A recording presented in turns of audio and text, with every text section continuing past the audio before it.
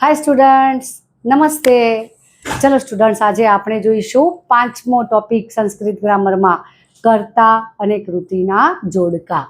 જે આપણે 56મો, 57મો અને 58મો પ્રશ્ન આવે છે અને 2 માર્ક્સ માટે આવે છે. 3 જોડકા આવશે, 3માંથી કોઈ પણ 2 સાચા પડવા જોઈએ. અને આ જે 20 છે એ 20માંથી જ કોઈ પણ 3 આવી જશે. તો સ્ટુડન્ટ્સ, તમે પહેલાં એનો સ્ક્રીનશોટ લઈ લો.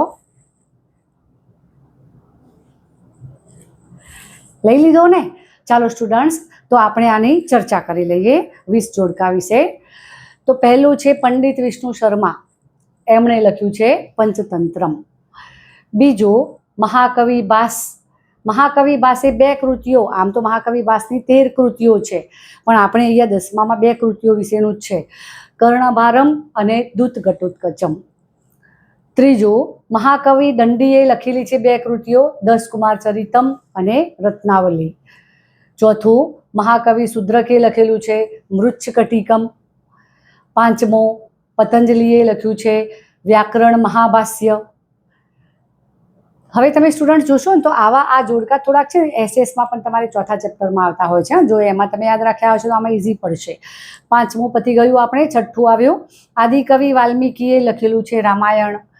મહાકવિ ભવભૂતિએ લખેલું છે ઉત્તર રામાયણ. ઉત્તર રામાયણ એટલે લવકુશની સ્ટોરી બધી આવે છે ને તે. પછી 8મા નંબરનો કૃષ્ણ દ્વૈપાયન વેદવ્યાસ, એમણે 2 કૃતિઓ લખેલી છે, મહાભારતમ અને બીજી છે શ્રીમદ ભગવદ્ ગીતા. 9મા નંબરનું આવ્યા અથર્વા ચ અંગીરા ઋષિ. અથર્વા અને અંગીરા નામના 2 ઋષિઓએ અથર્વવેદની રચના કરેલી. 10મું હેમચંદ્રાચાર્ય.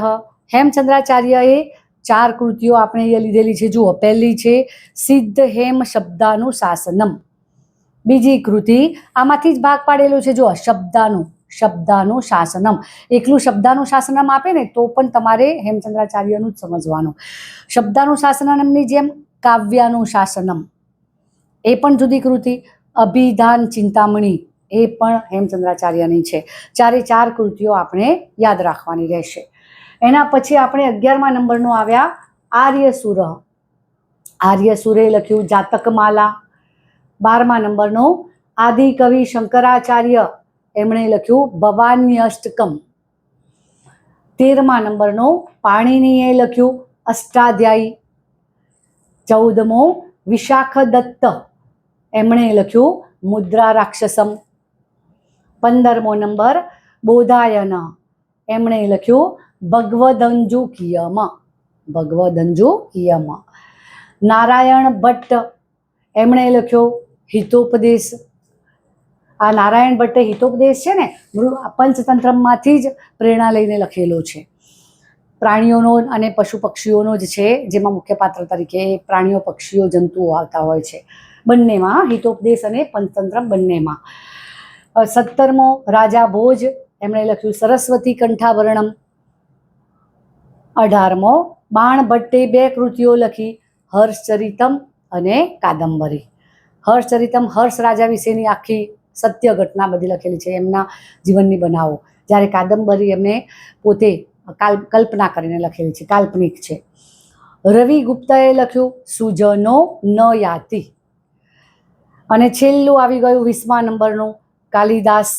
કાલિદાસે આમ તો 7 કૃતિઓ લખી છે સ્ટુડન્ટ્સ, પણ આપણે 10મામાં સંસ્કૃતમાં આ 2 જ કૃતિઓ યાદ રાખવાની છે. પાઠને આધારિત આવતા હોય છે ને બધા, પાઠને આધારિત જ આપણે આ કર્તા અને કૃતિઓના જોડકા પૂછાતા હોય છે. એટલે એને આધારિત જ આપણે આ 20 જોડકા લીધેલા છે.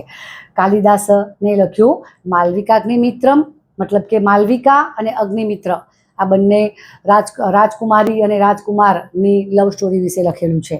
અને છેલ્લું કુમાર સંભવમ. તો આપણે સ્ટુડન્ટ્સ આ 20 કર્તા અને કૃતિના જોડકા જોઈ લીધા, જે તમે મોઢે કરી દેજો. આમાંથી જ આવે છે. છેલ્લા 5-7 વર્ષથી ગમે ત્યારથી તમે પેપર સોલ્વ કરશો તો એમાં આમાંથી જ જોડકા આવેલા છે. મોસ્ટ આઈએમપી જોડકા છે સ્ટુડન્ટ્સ, તો તમે મોઢે કરી દેશો. તો મેં આ જોડકા સમજાવવા તમને જે પ્રયત્ન કર્યો એ વિડીયો જો તમને ગમ્યો હોય તો તમે એને લાઈક કરજો, શેર કરજો અને સબસ્ક્રાઈબ કરજો, જેથી બધા જ વિડીયો તમને પહોંચી શકે. That's all students. Thank you.